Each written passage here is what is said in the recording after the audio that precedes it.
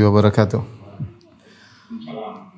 Alhamdulillahi ala ihsani wa syukru lahu ala taufiqihi wa amtinani wa asyhadu an la ilaha illallah wahdahu la syarika lahu ta'ziman li sya'ni wa asyhadu anna Muhammadan abduhu wa rasuluhu da'ila ridwani. Allahumma shalli alaihi wa ala alihi wa ashabihi wa ikhwani. Para dokter yang dirahmati Allah Subhanahu wa taala, pada kesempatan kali ini kita akan bahas pembatal keislaman yang pertama yang telah disepakati oleh para ulama, yaitu berbuat syirik kepada Allah Subhanahu wa taala. Berbuat syirik pada Allah Subhanahu wa taala, ya. Syirik. Syirik, asyirku billah, berbuat syirik kepada Allah, ya. Maknanya adalah taswiyatu ghairillah billah fima huwa min khasaisillah. Apa definisi syirik?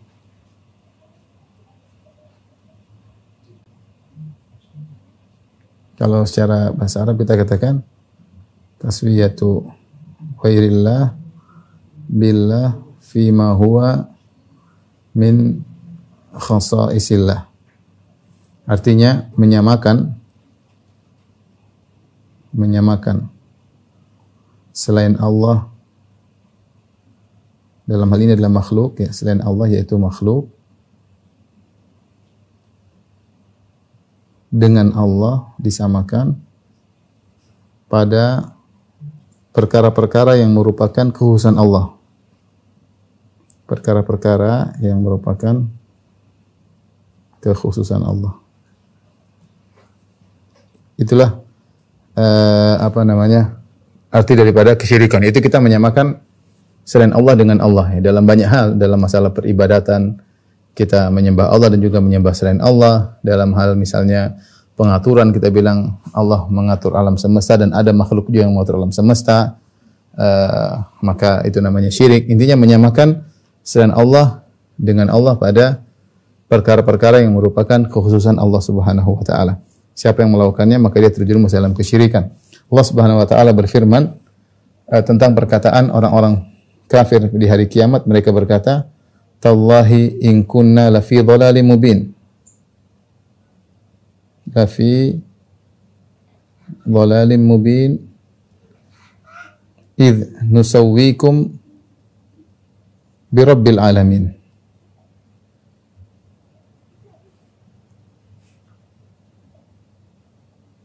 Kata mereka, sungguh kami dalam kesesatan yang nyata tatkala kami menyamakan kalian dengan Rabbul Alamin, ya. Tatkala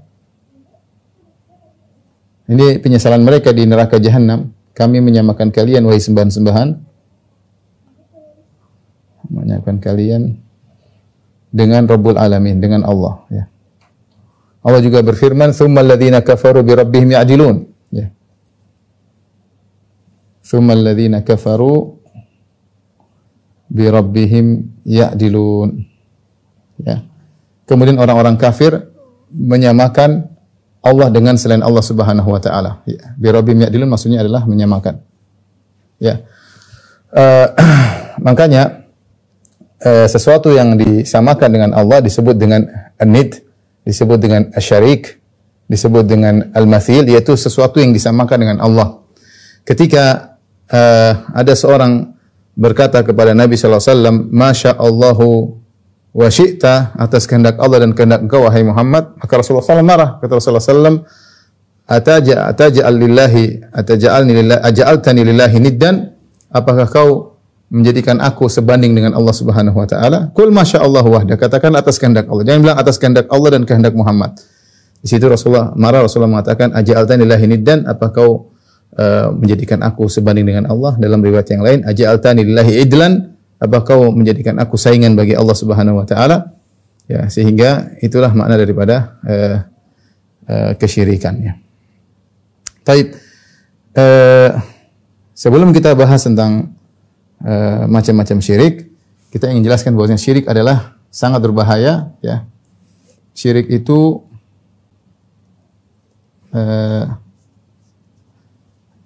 dosa terbesar dan hukumannya terbesar, hukumannya terberat, ya, terberat. Kenapa syirik merupakan dosa terbesar? Ya, ada beberapa hal yang menjadikan syirik merupakan dosa terbesar. Karena syirik adalah merendahkan Allah. Intiqas ya, merendahkan Allah ya. Terus bentuk kezaliman terbesar. Kezaliman terbesar. Kemudian syirik merupakan penentangan terhadap tujuan Allah. Ya. Kenapa dikatakan syirik dosa terbesar? Karena dia merupakan bentuk perendahan terhadap Allah. Bagaimana Allah disamakan dengan makhluk atau makhluk disamakan dengan Allah? Kalau Allah disamakan dengan makhluk atau makhluk disamakan dengan Allah, berarti Allah turun level. Allah turun level ya. Atau makhluk disamakan dengan Allah berarti merendahkan, berarti ada yang sama dengan Allah Subhanahu wa taala. Itu maka merupakan kesyirikan. Contoh seperti seorang menyembah kepada selain Allah, menyembah kepada hewan, menyembah kepada nabi ya. Kenapa hewan disembah? Kenapa pohon disembah? Kenapa nabi disembah? Ini adalah bentuk perendahan terhadap Allah. Karena seakan-akan bukan hanya Allah yang berhak disembah, makhluk juga berhak untuk disembah. Ya, dan ini merupakan perendahan terhadap Allah Subhanahu wa taala ya, perendahan terhadap Allah Subhanahu wa taala. Segala bentuk kesyirikan merupakan bentuk perendahan terhadap Allah Subhanahu wa taala. Makanya saya sampaikan merupakan kehinaan bagi orang-orang liberal yang menyatakan bahwasanya semua agama adalah sama, karena itu berkonsekuensi menyatakan bahwasanya penyembahan terhadap Rabbul Alamin, pencipta alam semesta, mau disamakan dengan penyembahan terhadap sapi, terhadap nabi, terhadap hewan, terhadap monyet, terhadap pohon, terhadap batu, ya, terhadap matahari, terhadap rembulan. Seluruhnya ini sapi, hewan, nabi, rembulan, matahari, batu, semuanya makhluk. Bagaimana kemudian kita menyamakan penyembahan terhadap pencipta alam semesta, Al-Khaliq, mau disamakan dengan penyembahan terhadap makhluk-makhluk ya. Maka itu syirik adalah bentuk perendahan atau merendahkan Allah Subhanahu wa taala. Kemudian dia merupakan kezaliman terbesar. Allah Subhanahu wa taala berfirman, "Inna syirka la dzulmun azim." Inna syirka la dzulmun azim. Syirik adalah kezaliman yang sangat besar, sebagaimana perkataan Luqman kepada putranya, ya. Ya bunayya la tusyrik billah, wahai putraku jangan kau berbuat kesyirikan kepada Allah. Inna syirka la dzulmun azim, sungguhnya syirik adalah kezaliman paling besar. Kenapa kezaliman adalah menurut bahasa Arab adalah wad'u syai' fi ghairi mawdhi'ihi, meletakkan sesuatu tidak pada tempatnya, itu namanya zalim. Apa itu adil? Adil adalah meletakkan sesuatu pada tempatnya, itu namanya adil. Meletakkan sesuatu pada tempatnya, bukan penyamaan ya. Adil itu bukan menyamakan, tapi adil adalah meletakkan sesuatu pada tempatnya, itulah adil ya. Meletakkan sesuatu tidak pada tempatnya adalah kezaliman ya. Yang dijunjung oleh syariat Islam adalah keadilan, bukan persamaan, karena persamaan dua hal yang berbeda itulah kezaliman. Seperti menyamakan lelaki dengan wanita dalam segala hal itu zalim. Bagaimana mau disamakan laki-laki dengan wanita sementara kodratnya memang berbeda? Ya. Demikian juga meletakkan sesuatu tidak pada tempatnya itu adalah kezaliman. Kenapa syirik dikatakan kezaliman terbesar? Karena bagaimana seorang meletakkan ketundukan kepada makhluk. Meletakkan ketundukan kepada makhluk. Peribadatan itu tidak boleh diletakkan kepada makhluk. Ibadah itu hanyalah harus diserahkan kepada pencipta alam semesta. Ya. Pencipta alam semesta. Makanya ketika Nabi ditanya ya, dalam hadis ditanya, "Ya Rasulullah, ayu dzambin a'zam?" Ya Rasulullah, dosa apa yang paling besar? Kata Nabi SAW, "Anta ja'ala lillahi niddan wa huwa khalaqak." Dosa paling besar adalah kau mengambil tandingan bagi Allah padahal yang ciptakan kamu hanyalah Allah saja. Ya bagaimana engkau beribadah kepada makhluk sementara yang menciptakan kamu hanyalah Allah Subhanahu wa taala? Kalau seandainya engkau diciptakan oleh makhluk, kau diciptakan oleh pohon juga, atau Allah dengan pohon bekerja sama menciptakan kamu, silakan sembah pohon, enggak ada masalah. Kalau ikut menciptakanmu adalah sapi, ikut menciptakan kamu, sembah sapi, enggak ada masalah. Karena dia punya jasa menciptakan kamu. Tapi aneh yang menciptakan kamu hanya Allah Subhanahu wa taala, lantas kemudian kau beribadah kepada selain Allah Subhanahu wa taala. Beribadah kepada Allah dan beribadah kepada selain Allah. Anta ja'ala lillahi niddan wa khalaqak. Engkau mengambil tandingan bagi Allah sementara yang ciptakan Allah hanyalah engkau semata ya. Makanya saya sering sampaikan logika sederhana. Misalnya kita sebagai orang tua, kemudian kita punya anak, istri kita yang mengandung, yang melahirkan, kita yang mencari nafkah, kemudian kita besarkan, kita biayai sampai dia menjadi orang sudah besar, berhasil. Setelah itu dia berbakti kepada orang lain, atau dia berbakti kepada kita dan juga berbakti kepada orang, kita jengkel. Itu orang siapa? Enggak ikut ngurusin kamu, enggak ikut mengandung kamu, kenapa kau berbakti sama dia? Ya. Menyamakan baktimu kepada orang tuamu dengan orang tersebut, itu siapa orang tersebut? Ya, seperti itu. Ya. Allah Subhanahu wa taala menciptakan kita dari tidak ada menjadi ada. Allah yang memberikan kita kehidupan, Allah memberikan sarana prasarana, Allah memberikan kita kesehatan dan yang lain, kemudian kita beribadah kepada makhluk yang sama dengan kita, bahkan lebih hina daripada kita. Ini adalah azlamul zulm, kezaliman yang paling besar, meletakkan suatu tidak pada tempatnya. Dan sungguh aneh, setan begitu menghiasi manusia sehingga terkadang manusia bukan menyembah yang selevel dengan dia, bahkan yang lebih rendah daripada dia, menyembah makhluk-makhluk jamadat, benda-benda mati atau hewan-hewan yang tidak berakal. Menyembah sapi, menyembah monyet, menyembah ikan, menyembah batu, menyembah pohon, menyembah matahari, menyembah rembulan. Ya. Tidak berakal.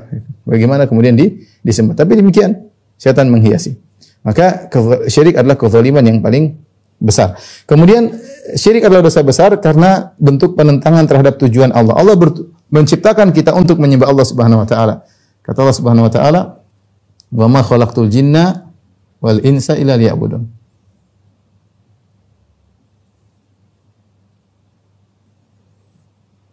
Tidaklah aku menciptakan jin dan manusia kecuali untuk beribadah kepadaku. Ternyata itu tujuan Allah menciptakan kita. Ternyata kita malah kita beribadah kepada selain Allah Subhanahu wa taala, ya. Jadi kita seakan-akan menentang. Allah bilang jangan kau beribadah kecuali padaku. Ternyata kita beribadah waliyadzubillah kepada selain Allah Subhanahu wa taala. Maka jadilah dosa syirik adalah dosa terbesar dan dia semuanya terkait dengan hak istimewa Allah Subhanahu wa taala. Dosa ini terkait dengan hak istimewa Allah, hak khusus Allah. Ya, yaitu hanya Allah yang berhak disembah, kita malah menyembah kepada selain Allah Subhanahu wa taala. Adapun dosa-dosa yang lain seperti membunuh, berzina, semua berkaitan dengan hak hamba, bukan hak Tuhan. Semua berkaitan dengan hak hamba. Ya, kita membunuh orang, durhaka kepada orang tua, berzina dengan orang lain. Ini pada dasarnya berkaitan dengan hak hamba, ya. Tapi ketika seorang beribadah kepada selain Allah, berarti dia melanggar hak utama Allah Subhanahu wa taala. Jadi syirik adalah dosa terbesar. Selain dia dosa terbesar, dia juga memiliki hukuman terberat, ya. Syirik adalah memiliki hukuman terberat. Di antara hukuman syirik yang pertama adalah jika meninggal dalam kesyirikan, kekal dalam neraka.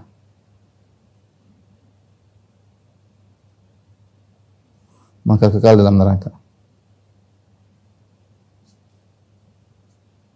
Syirik akbar maksudnya. Ini diantara menunjukkan syirik adalah dosa sangat besar. Kemudian tentunya konsekuensi dari ini bahwasanya surga haram baginya. Tidak mungkin dia masuk surga kecuali onta bisa masuk dalam lubang jarum. Innal ladzina kadzdzabu bi ayatina wastakbaru anha la tufattahu lahum abwabus sama wa la yadkhulunal jannata hatta yalijal jamalu fi sammil khiyat. Sungguhnya orang-orang yang sombong dan mendustakan ayat kami, dia tidak akan masuk surga hatta yalijal jamalu fi sammil khiyat, sampai onta segede itu bisa masuk dalam lubang jarum baru bisa masuk surga. Mustahil. Ini ungkapan orang Arab untuk menunjukkan kemustahilan. Bagaimana onta segede itu bisa masuk dalam lubang jarum yang sangat kecil, itu mustahil. Berarti orang yang meninggal dalam kondisi syirik tidak bakalan masuk surga selama-lamanya. Innahu may yusyrik billahi faqad harramallahu alaihi jannah. Sungguhnya siapa yang berbuat syirik maka haram baginya surga, wa ma'wahun nar, dan tempat kembali neraka. Wa mal dzalimin min ansar, dan tidak ada penolong bagi orang-orang yang berbuat kesyirikan. Kemudian di antaranya ya ketika dia berbuat syirik, dosa-dosanya gugur seluruhnya, ya. Ketika berbuat syirik,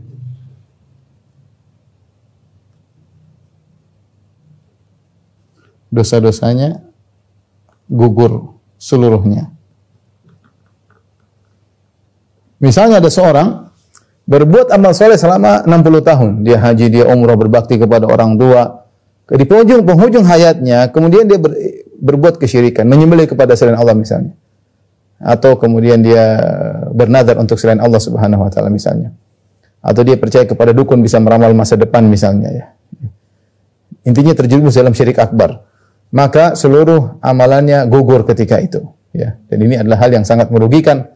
Amal yang dia kerjakan selama 60 tahun gugur seketika itu pula. Namun permasalahan ini ada khilaf di kalangan para ulama. Saya akan jelaskan sekarang insyaallah taala. Ini masalah khilaf ya.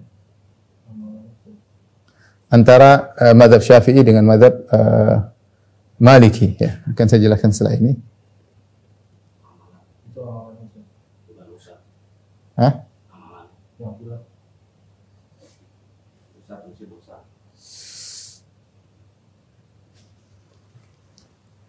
Ya, kita akan oh, amalannya gitu ya. Ya.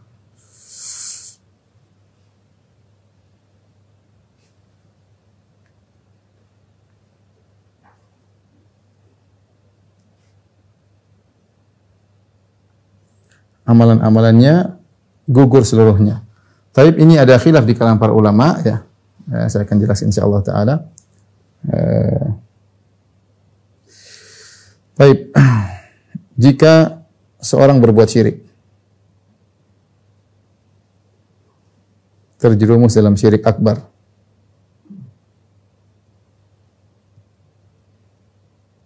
ada dua kondisi ya. Yang pertama adalah meninggal dalam kondisi syirik.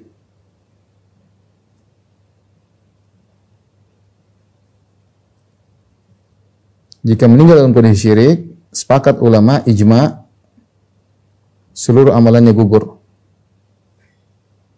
Amalannya gugur, amalan solehnya maksudnya gugur. Allah berfirman, la in asyrakta la yahbatanna amaluk. La yahbatanna amaluk. Jika kau berbuat syirik, maka gugur seluruh amalanmu. Allah berkata kepada Nabi, walaqad uhiya ilaika wa ila alladziina min qablik. Sungguh telah diwahyukan kepada engkau wahai Muhammad dan diwahyukan kepada nabi-nabi sebelum engkau, la in asyrakta, kalau kau berbuat kesyirikan, la yahbatanna amaluk, maka akan gugur seluruh amalanmu. Jika kau syirik, akan gugur amalan. Seluruh amalan. Tapi kondisi kedua, ya, dia syirik, lalu bertobat. Ya. Apakah amalnya gugur? Amalnya tetap gugur?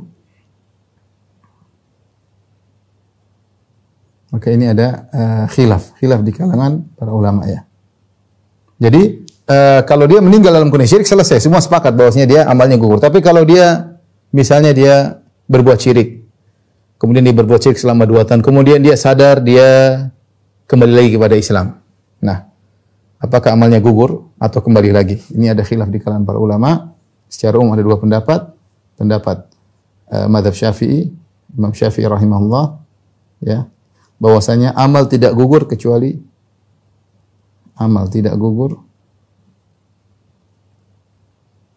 meninggal dalam kondisi tidak bertobat.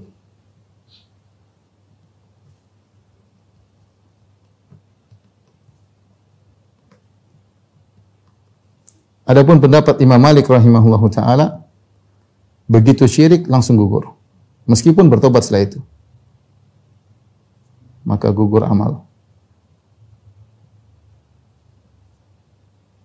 Meski bertobat setelah itu.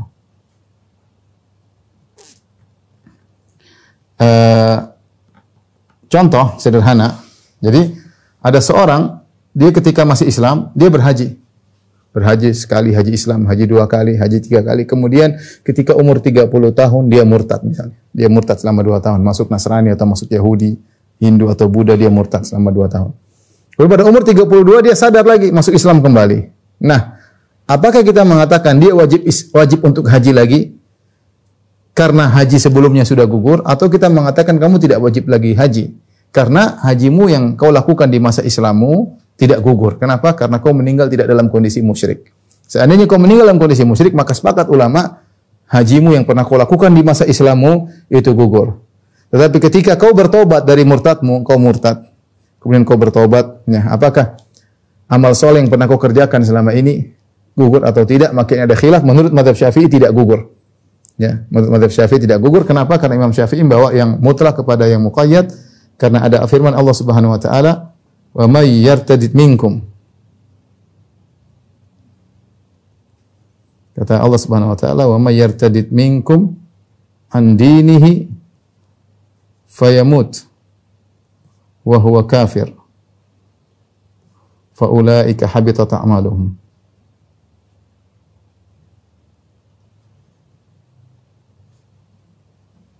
Wa ulaika ashabun nari hum fiha khalidun.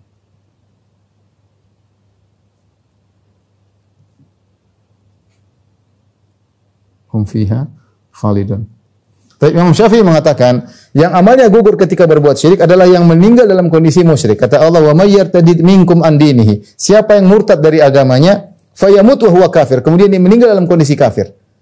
Fa ulaika habitat a'malum. Itulah orang-orang yang amalnya gugur. Berarti Allah mempersyaratkan amalnya gugur jika dia meninggal dalam kondisi musyrik. Ini pendapat Imam Syafi'i. Sehingga dia membawa ayat ini ayat mutlak, ya. Dibawa kepada ayat muqayyad. Ini ayat muqayyad. Dan dalam usul fikih bahwasanya hamlul mutlak alal muqayyad, yang mutlak pada ayat sebelumnya masih mutlak, siapa yang berbuat syirik amalnya gugur. Ternyata ada ayat yang lebih detail mengatakan siapa yang murtad kemudian mati dalam kondisi kafir. Nah, berarti dibawa yang mutlak kepada yang muqayyad. Ini menurut mazhab Syafi'i. Berarti kalau menurut Imam Syafi'i ada seorang ketika dia Islam dia haji, jadi Pak Haji, umur 30 dia murtad selama 2 tahun. Kemudian dia sadar, dia masuk Islam lagi. Apa kita bilang wajib lagi haji bagimu? Enggak, karena haji dia tidak gugur. Kenapa? Dia bertobat. Sehingga amal-amal dia yang tadinya gugur kembali lagi, tidak gugur total. Ya, karena syarat gugurnya amal kalau dia meninggal dalam kondisi musyrik. Imam Malik beda. Imam Malik mengatakan begitu dia murtad, nol kembali. Dia berbuat kebajikan selama 30 tahun, kemudian dia syirik, nol. Ketika dia Islam lagi 2 tahun kemudian, maka dia harus haji ulang karena amal dia seluruhnya hilang. Ini pendapat Imam Malik rahimahullah. Ini berbeda antara guru dengan murid. Imam Malik guru Imam Syafi'i, murid Imam Syafi'i. Mana yang lebih kuat? Allah alam bisawab. Imam Malik punya sisi pendapat, dia mengatakan ayat yang dijadikan oleh Imam Syafi'i ini bahwasanya berkaitan dengan orang yang kekal dalam neraka. Wa may yartadid an dinihi fayamut wa huwa kafir fa ulaika habitat a'maluhum fid dunya wal akhirah wa ulaika ashabun nari hum fiha khalidun. Barang siapa yang murtad kemudian meninggal dalam kondisi kafir, mereka orang-orang yang gugur amalannya di dunia dan akhirat, dan mereka adalah penghuni neraka jahanam, kekal dalam neraka. Ayat ini dikatakan berkaitan dengan orang yang kekal dalam neraka. Tapi kalau orang yang taubat, tetap saja amalannya gugur, ya, sehingga khilaf di kalangan para ulama. Allah alam bisawab. Pendapat Imam Syafi'i cukup kuat, namun ini khilaf di kalangan ulama. Intinya, di antara bahayanya syirik yang ingin saya sampaikan, orang yang melakukan syirik amalannya gugur seluruhnya. Berbeda dengan dosa yang lain. Kalau orang berbuat zina, tidak menggugurkan amal yang lain. Seorang makan riba, tidak menggugurkan amalan yang lain. Seorang membunuh orang lain, dia tidak menggugurkan amal yang nanti ditimbang oleh Allah pada hari kiamat kelak.